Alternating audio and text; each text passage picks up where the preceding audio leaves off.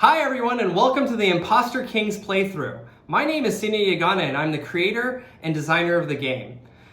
For this video we're going to go ahead and demo the 2-player version of the game, but look forward to another video showing off the 3 and 4-player version of the game. So let's go find ourselves an opponent. Hey Alissa, would you like to play a game? Would I? Alright, so here we go. We're going to go ahead and start playing the game. So I'm going to deal out 7 cards to each player. Excuse me. If I can. Yep, that's 7. All right. So the basics of this game is that you get a hand of cards. I kind of like this, but I think you might have a powerful hand. We'll see. Oh, she does not like her hand. So what's going to happen here is that we're both going to play cards. Each of these cards have a value. We're going to be playing cards in the middle. And you have to play something, the basics of the game is that you have to play something equal or higher in value. So obviously, this one's going to be hard to play, but it has an extremely powerful ability. This one lets me take any card I want into my hand. She can probably guess what I have. And then this one, for example, is extremely powerful. We both also have a king. And so this king allows us to, if we can't play anything on the pile, the king allows us to flip over this card and be able to play any card that we want. The one caveat to that is that there is an assassin looming out there, and since I don't have it in my hand, there's a good chance that Alissa has it in her hands, and so I have to be wary. If I flip my king and she has the assassin, she can instantly win the round. There are also 2 cards here, one face down, one face up. We both can see that this card is not in play, and there's also one burn card that neither of us can see. So that could be the assassin or it could be in Alissa's hand, we'll see. So I'll go ahead and go first. Alissa went ahead and put her successor card down. That's basically one of these cards I have to discard. I'm going to go ahead and discard this one.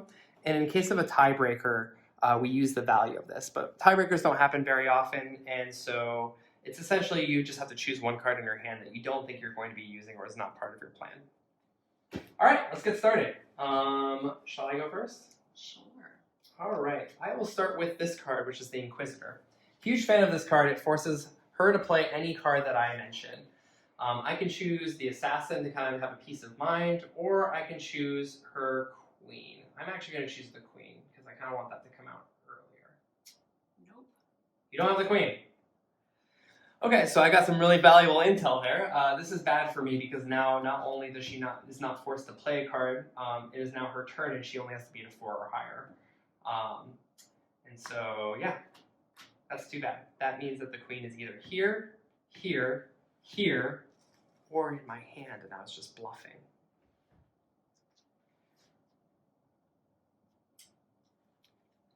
Deliberating over there. Ah, soldier. Your favorite card. Hate this card. So the soldier is a 5. She gets to mention a card name. She's trying to guess what's in my hand. Princess. Which I have, and so I confirmed to her, hey, I have the princess, and this gets a value of +2 when she guesses correctly. So now this is up to a 7, so I have to play a 7 or higher.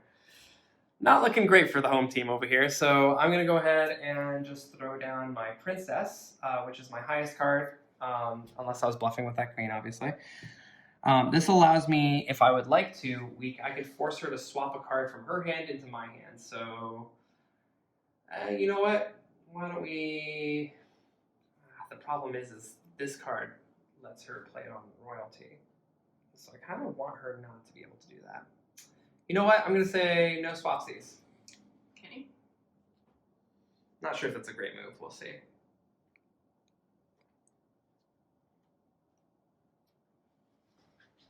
So she played the Oathbound, which is a card that you're allowed to play on any card, but if she does, she has to play another card from her hand. That means that if she runs out of cards before she's able to play another card, then she might lose the game. However, it does get her out of this situation. So she can play any card in her hand that she wants.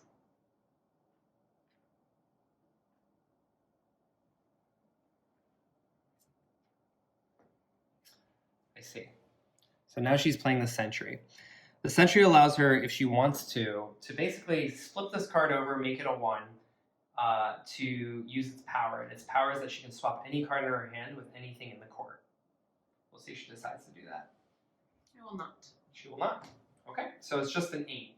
So you can see that there's a dichotomy here. She could choose to use the power, but then it'll bring this power down to 1 and gives me breathing room. Or if she doesn't use the power, it's a powerful 8. So there's a lot of different strategies that you can use. I'm in a bit of a pickle, as you can tell, and it's not looking good. I know she has the assassin in her hands. I don't really have anything I can play, but if I flip my king, I'm fearful of that assassin. Fortunately, there is one small thing that I can do, which is I can play the same card she did, which is the Oathbound. So I'll do that.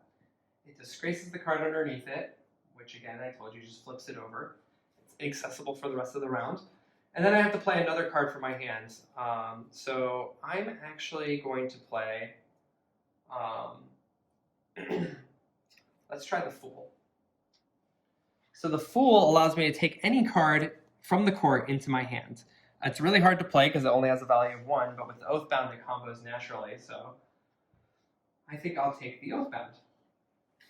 Quite a ring around game we got going here. So now she only has to beat a 1 or higher. All right, so she's playing her King's Hand, which is an 8. It also has the ability to cancel someone's ability if they decide to play an ability. In this case, she's just playing it for the 8. And at this point, I am really thinking that she has the assassin. She might have put it as her successor card, but now I have to make the decision. Hey, is she holding on to the assassin, or did she put it down for her successor? I know my wife, she holds on to the assassin, so I have to do the risky play here. And that means I have to play another Oathbound, disgrace that one, and then play my Elder, which is just a 3. So now I'm really hoping that she, well, You can't play that. I used the Oathbound, so I can play any card. Darn it. Okay, so she's got even another card in her hand that is quite powerful. The Warlord is a value of 7. If there's royalty in the card or in the court, then it turns into a 9. In this case, there is no royalty in the deck, so it stays a 7. There was a princess, but it got disgraced, so it's still a 7. You can see how playing different cards at different times can actually make them more powerful or less powerful, or by disgracing things in the court can actually change the game dynamically.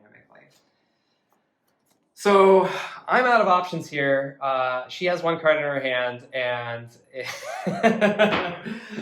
I think I'm going to just forfeit instead of, I'm just kidding. All right, I'll go ahead and flip my king.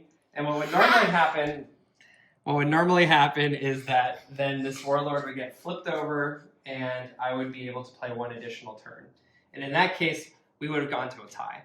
However, since she has the assassin, and as you can tell from her dancing, that's... I'm the winner. Yeah, you're the winner. All right.